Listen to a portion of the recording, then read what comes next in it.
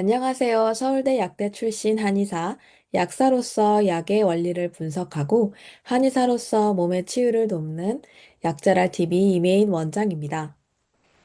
오늘은 약 없는 삶을 위한 첫걸음, 그 시도로 혈당 스파이크 제로 루틴에 대해서 설명드리려고 합니다. 진료실에서 환자분들을 뵙다 보면 이런 말씀을 하시는 분들이 참 많아요. 원장님, 저 어제 친구를 만나서 밥 한 끼 먹었는데 혈당이 높게 나올까 봐 너무 걱정돼요. 병원에서는 평생 약을 먹으라는데 제가 무슨 시한부 선고라도 받은 기분이에요. 이 약 진짜 평생 못 끊나요? 참 안타깝습니다. 밥 한 끼 먹는 게 죄 짓는 일이 되고 약봉지를 보며 드는 그 막막한 심정 말이죠. 저는 약사로서 약이 우리 몸에서 어떻게 작용하는지 누구보다 깊게 공부했습니다. 그리고 한의사가 되어 우리 몸이 가진 스스로의 회복력이 얼마나 위대한지도 확인했습니다. 사실 우리 몸은 스스로 회복하려는 신호를 계속 보내고 있습니다. 단지 우리가 그 신호를 읽는 법을 몰라 헤맬 뿐입니다. 그래서 확신하면서 말씀드릴 수 있습니다. 약에만 의존하지 않고 내 몸의 리듬을 다시 맞추면 혈당은 반드시 잡힙니다. 오늘은 그 희망의 첫걸음으로 제가 환자분들께 가장 먼저 처방해 드리는 혈당 스파이크 제로 루틴 4가지, 식이, 운동, 스트레스, 수면의 순서대로 말씀드리겠습니다. 첫 번째는 식이입니다. 가장 중요한 원칙은 거꾸로 식사법입니다. 방법은 간단합니다. 식탁에 앉으면 일단 채소부터 먼저 드세요. 그 다음 고기나 생선 같은 단백질과 지방을 드시고 밥과 같은 탄수화물은 맨 마지막에 드시는 겁니다. 채소의 식이섬유가 장에 미리 그물망을 쳐두면 나중에 들어오는 당분이 천천히 흡수되면서 혈당이 급격히 치솟는 것을 막아줍니다. 여기서 핵심은 결국 탄수화물의 절대량을 줄이는 것인데요. 이때 정말 주의하셔야 할 점이 하나 있습니다. 이미 당뇨약을 복용 중인 분들이 의욕만 앞서서 탄수화물을 갑자기 확 줄여버리면 예기치 못한 저혈당이 올 수 있습니다. 그런데 이건 여러분이 식단을 잘못해서 생긴 문제가 아닙니다. 오히려 내 몸의 대사는 좋아지고 있는데 먹고 있는 약이 몸에 비해 과해져서 생기는 현상입니다. 즉, 약을 줄일 타이밍이 왔다는 신호이기도 하죠. 그래서 이 과정만큼은 반드시 전문가와 상의하면서 내 몸의 반응에 맞춰 약의 용량을 아주 정교하게 조절해 나가야 합니다. 또한 위장이 예민해서 생채소만 먹으면 속이 더부룩하고 불편하다는 분들이 많으시죠? 그런 분들은 억지로 생으로 드실 필요가 없습니다. 채소를 살짝 데치거나 볶아서 나물 무침 형태로 한번 드셔보세요. 위장의 소화 부담을 덜어주면서도 혈당은 안정적으로 유지할 수 있는 가장 현명한 방법입니다. 두 번째는 운동입니다. 당뇨 진단을 받으면 의욕이 앞서서 갑자기 무리하게 고강도 운동을 시작하는 분들이 정말 많습니다. 하지만 당뇨 환자에게 과한 운동은 오히려 독이 됩니다. 감당하기 힘들 정도로 몸을 몰아붙이면 우리 뇌는 지금을 아주 위험한 비상 상황으로 인식합니다. 그러면 몸은 비상 상황을 해결하기 위해 에너지를 급하게 만들어내는데 이때 간에 저장되어 있던 비상용 당분들을 혈액 속으로 한꺼번에 마구 쏟아냅니다. 마치 불을 끌어 갔다가 기름을 붓는 격이죠. 운동은 열심히 했는데 오히려 혈당 수치는 더 올라가는 역효과가 바로 여기서 나타납니다. 가장 좋은 방법은 유산소와 근력 운동의 적절한 비율을 유지하는 것입니다. 우선 식후 15분에서 30분 정도 사이에 가벼운 산책을 통해서 식사 후 혈액 속에 막 쌓이기 시작한 당을 바로바로 태워주세요. 여기에 일주일에 2번에서 3번 정도 우리 몸에서 포도당을 가장 많이 소모하는 허벅지 근육을 사용하는 가벼운 근력 운동을 반드시 병행하셔야 합니다.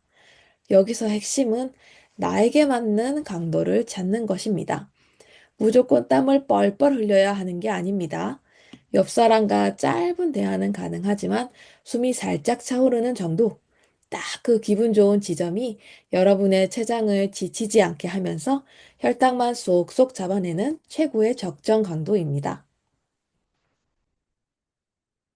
세 번째는 스트레스 관리입니다.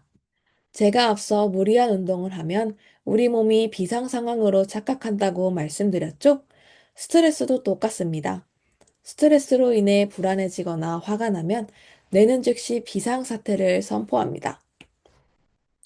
마치 전쟁터에 나간 것처럼 우리 몸이 바짝 긴장하게 되는 거죠. 그러면 당장 적과 싸우거나 도망칠 에너지를 만들기 위해서 우리 몸은 혈액 속에 당분을 계속 채워넣습니다. 단 것을 전혀 먹지 않아도 마음이 요동치면 혈당이 치솟는 이유가 바로 이 때문입니다. 실제로 제가 진료실에서 보면 당뇨뿐만이 아니라 공황장애나 불안증을 겪는 분들도 혈당이 널뛰는 경우가 굉장히 많습니다. 결국 과도하게 예민해진 몸의 반응이라는 뿌리가 같기 때문입니다. 그러니 혈당 수치가 조금 높게 나왔다고 너무 자책하지 마세요. 수치를 보고 속상해하는 그 마음 자체가 다시 몸을 긴장시키고 결국 혈당을 더 올리는 악순환이 시작이 됩니다. 마지막 네 번째는 수면입니다. 앞서 스트레스가 우리 몸을 전쟁터처럼 만든다고 말씀드렸죠? 잠이 부족한 상태는 우리 몸 입장에서 보면 휴식 없이 24시간 내내 전쟁을 치르는 것과 같습니다. 우리가 깊이 잠들어야 할 시간에 깨어 있으면 낮 동안 팽팽해진 몸의 긴장이 풀리지 않고 밤새 날이 서 있게 됩니다. 실제로 똑같은 음식을 먹어도 잠을 설친 다음에 혈당이 유독 널뛰는 이유가 바로 이 때문입니다. 밤사이 우리 몸이 스스로 혈당을 청소하고 대사 시스템을 안정시킬 정비 시간을 갖지 못했기 때문이죠. 충분히 자지 못하면 다음날 더 큰 비상 상황으로 인식해 혈당 조절력을 떨어뜨립니다. 그래서 저는 하루 8시간 정도는 질 좋은 잠을 꼭 주무시라고 강조합니다. 이 충분한 휴식이야말로 그 어떤 비싼 보약보다 강력한 여러분의 천연 당뇨 처방전이 될 것입니다. 오늘 말씀드린 식이, 운동, 스트레스, 그리고 수면 루틴은 단순히 눈앞의 혈당 수치를 며칠 바꾸기 위한 방법이 아닙니다. 약에만 의존하던 몸에서 벗어나 우리 몸이 스스로 혈당을 조절할 수 있었던 본래의 능력을 되찾아가는 과정입니다. 요약을 한번 해보겠습니다. 식이에서는 탄수화물을 가장 나중에 드시는 게 중요하고요. 운동에서는 매일매일 19, 30분 정도는 가벼운 산책을 병행해 주시고, 때때로 허벅지 근력 운동을 주 2회에서 3회 정도 병행하시길 바랍니다.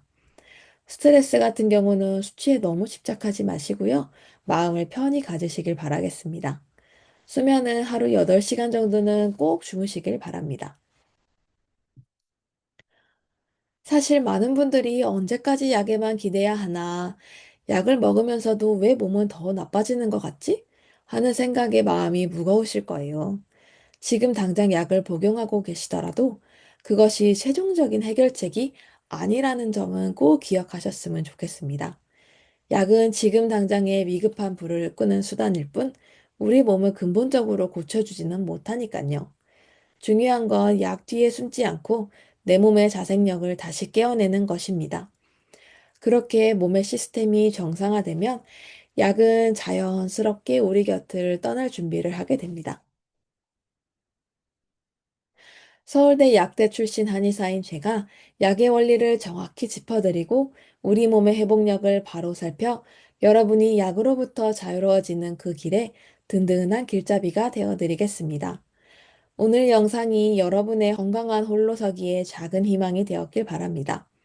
실천하시면서 궁금한 점은 언제든지 댓글로 남겨주세요. 제가 직접 소통하면서 함께 답을 찾아가겠습니다.